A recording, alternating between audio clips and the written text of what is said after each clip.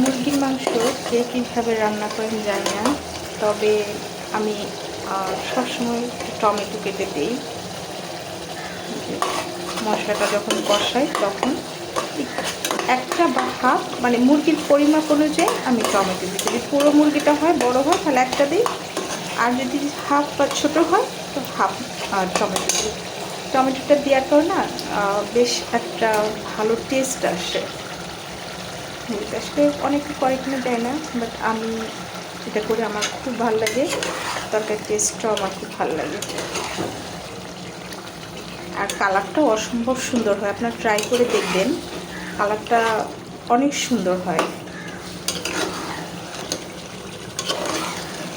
দেখতে পাচ্ছেন এখন মশলা কালারটা কীরকম আসছে।